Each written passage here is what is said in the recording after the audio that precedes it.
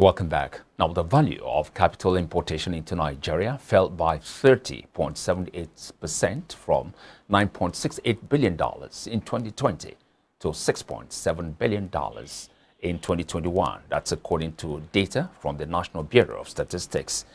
In its Nigerian capital importation report for the 4 quarters of 2020 and 2021, the NBS disclosed that total capital importation into the nation was $9.68 billion in 2020 and $6.7 billion in 2021, respectively.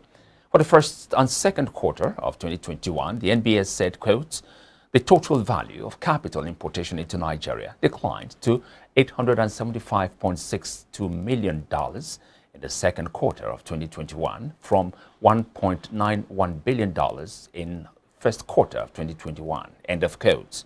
Now, during the third quarter, capital importation stood at $1.73 billion, with the largest amount of capital importation by type being PI, which accounted for 70.30%, followed by other investments, which accounted for 23.47%, and FDI, which accounted for 6.23%. In the fourth quarter, the NBS added, quote, the total value of capital importation into Nigeria in fourth quarter in 2021 stood at $2.19 billion from $1.73 million in the preceding quarter, showing an increase of 26.35%. The Nigerian Customs Service has refuted media reports which claimed that the service has adopted the e-evaluator and e-invoicing for importers and exporters introduced by the Central Bank of Nigeria. In a statement released on Thursday via the service's official Twitter handle, the NCS said it stood by its early stance as communicated to the House of Representatives Joint Committee on Customs Excise, Banking and Currencies on March the 3rd. The CBN had in February introduced the evaluator to cut foreign exchange spending for fraudulent or inflated transactions. According to a circular signed by the Director, Trade and Exchange Department, CBN, OS Naji, the new policy ensures that imports and exports activities with unit prices that are more than 2.5% of the verified global checkmate prices will be queried and would not be denied successful completion of either Form M or Form NX. However, the customs also said it could not adopt the new policy because it was restricted by international treaties which it was a signatory to.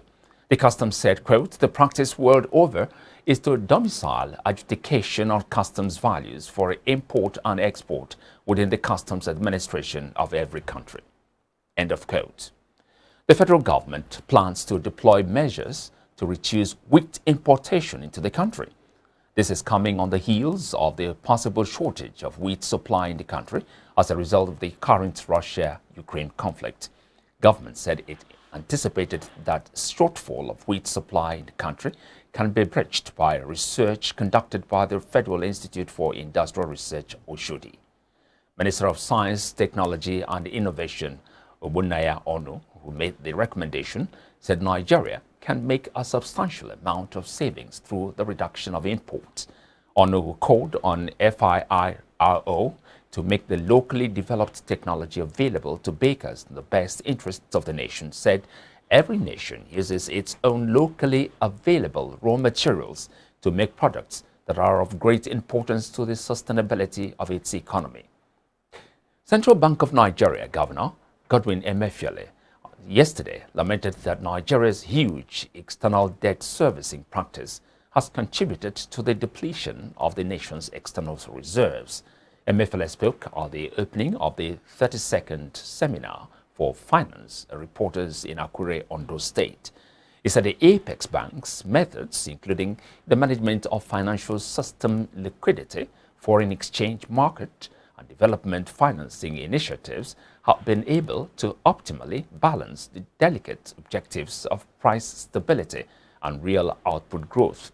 According to him, the desire to create jobs and diversify the economy away from crude oil The Apex Bank had established numerous intervention programs such as Anchor Borrowers Program, Commercial Agricultural Credit Scheme, Creative Industry Financing Initiative, amongst others, with remarkable success in accelerating growth of the economy and reducing poverty across the country.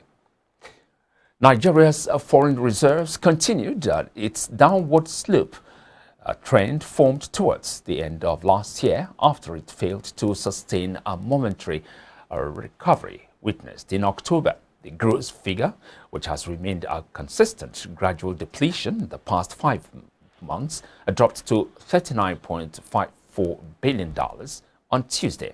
Year to date, the external reserves shed $975.7 million.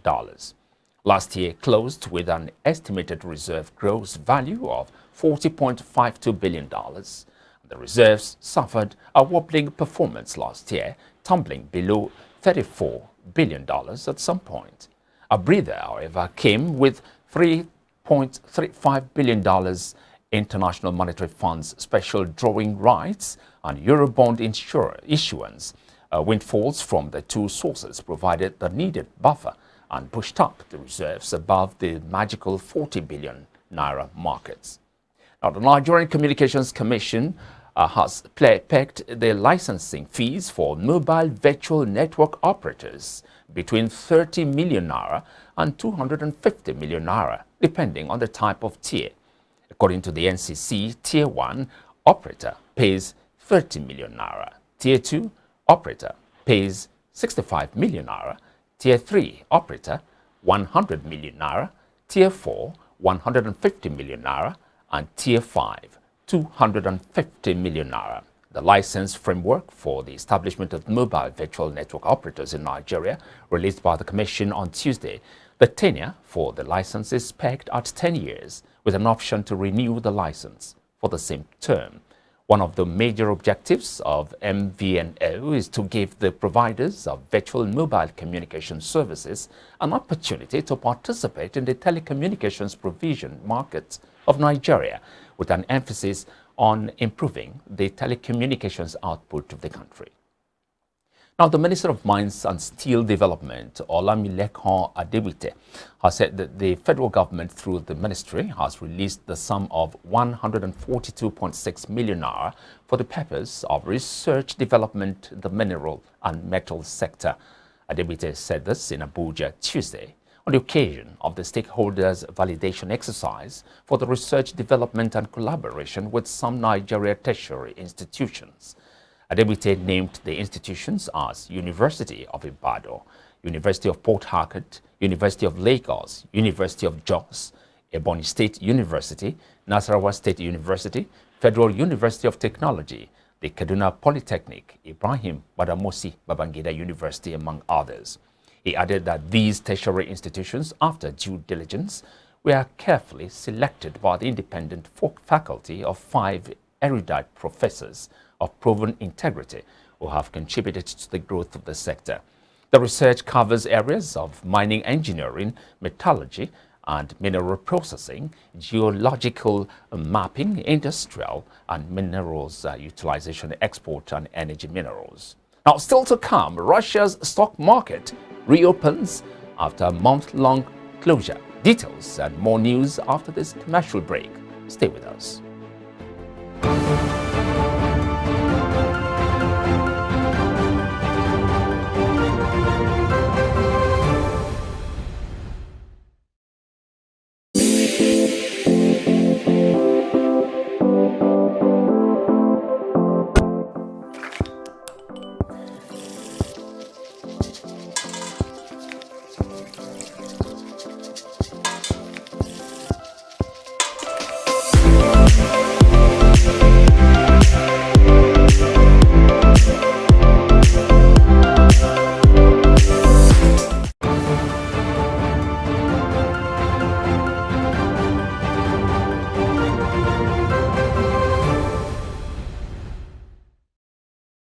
Welcome back. Africa News now.